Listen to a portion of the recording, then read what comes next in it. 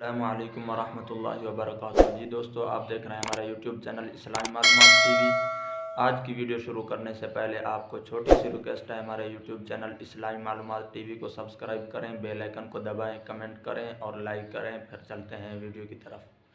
جی دوستو، آپ ہماری ویڈیو تو واچ کر لیتے ہیں لیکن سبسکرائب نہیں کرتے اور کوئی اچھا سا کمنٹس نہیں کرتے۔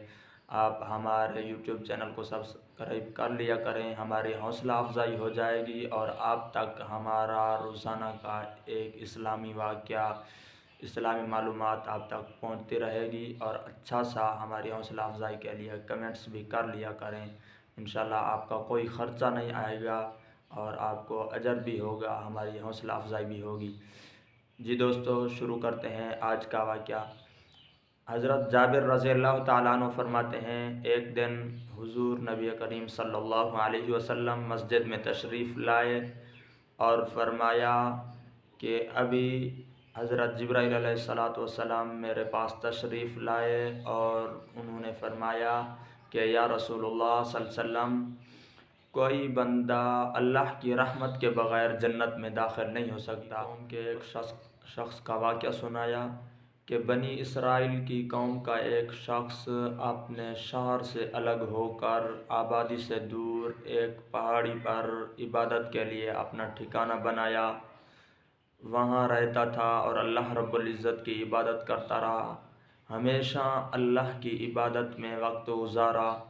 اللہ رب العزت نے اس کے کھانے پینے کے لیے اس پہاڑی پر انار کا درخت اگا دیا اور پانی کا چشمہ جاری کر دیا۔ بھوک لگتی اس انار سے کھا لیتا تھا، پیاس بجھانے کے لیے اس چشمے سے پانی پی لیتا تھا، پھر اللہ رب العزت کی عبادت میں مشغول ہو جاتا تھا۔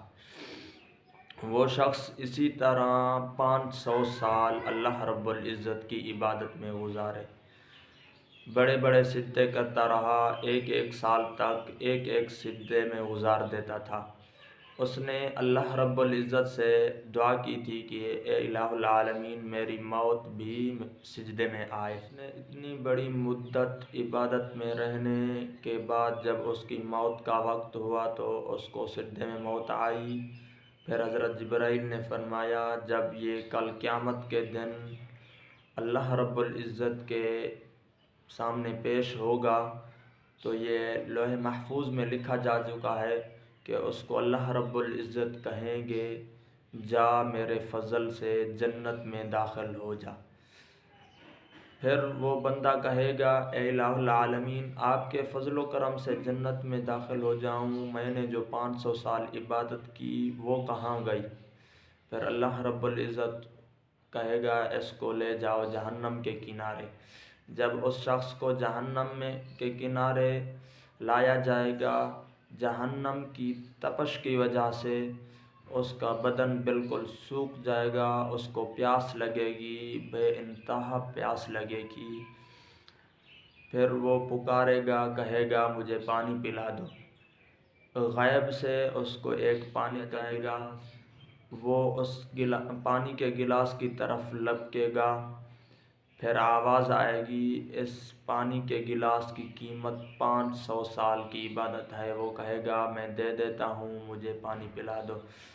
جب وہ پانی پیے گا پھر اللہ رب العزت اسے کہیں گے، آپ نے تو اپنی پوری عبادت ایک پانی کے گلاس کے بدلے دے دی، اب بتاؤ وہ جو آپ نے انار کھایا تھا، چشمے سے پانی پیا تھا، اس کا حساب کون دے گا؟